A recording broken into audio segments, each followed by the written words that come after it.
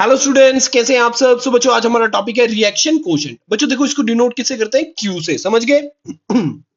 बच्चों, अब आपके पास आपको एक कंफ्यूजन रहता होगा कि सर हम इक्विलिब्रियम कांस्टेंट के इक्विलिब्रियम जो निकालते हैं और रिएक्शन कोशेंट ये तो सेम ही तरह ही निकालते हैं, तो इनमें डिफरेंस क्या है?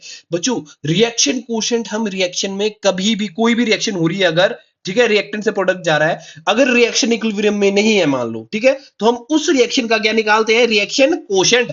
अगर इस रिएक्शन का आप के इक्विलिब्रियम निकालना चाहेंगे तो इस रिएक्शन का के इक्विलिब्रियम आप निकाल ही नहीं सकते, क्योंकि रिएक्शन इक्विलिब्रियम में है ही नहीं। ठीक है, तो हम उन रिएक्शन का जो रिएक्शन इक्विलिब्रियम में नहीं है उनका क्या निकालते हैं? हम रिएक्शन कोशेंट, जिसमें क्या होता है, हम क्यू से डिनोट करते हैं और एट एनी टाइम, समझ गए, किसी भी टाइम हम इसका निकाल सकते हैं। कि ऐसा हम इंतजार नहीं करेंगे कि जब रिएक्शन इक्विलिब्रियम में आएगी तभी हम के इक्विलिब्रियम निकालेंगे, नहीं, इसको हम क्यू से डिनोट करते हैं।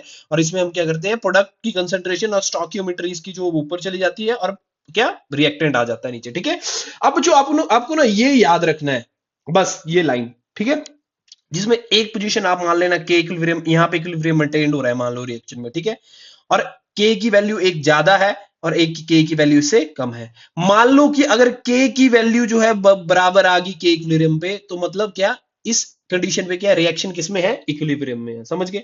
अगर क्यू की वैल्यू, सॉरी, अगर क्यू की वैल्यू ज्यादा है के से, तो अगर हमें इक्विलिब्रियम मेंटेन करना है तो हमें पीछे जाना पड़ेगा, मतलब क्यू की क्या करना पड़ेगा हमें? रिएक्शन कहां जा रही है? बैकवर्ड।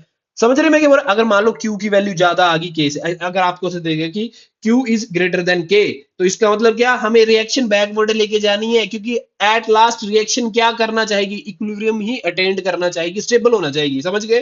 तो स्टेबिलिटी का है के इक्विलिब्रियम पे, ठीक है, तो ये बैकवर्ड जाएगी। समझ गए? अगर क्यू इज क्या, लेस देन के, मतलब लेस के की वैल्यू ये है, इक्विलिब्रियम कंडीशन ये है, पर ये वैल्यू इधर है, तो अब ये क्या चाहेगी? रिएक्शन इक्विलिब्रियम कंडीशन में, ठीक है, तो ये क्या करना चाहेगी? आगे जाना चाहेगी, तो क्या, फॉरवर्ड डायरेक्शन में जाएगी। समझ गए?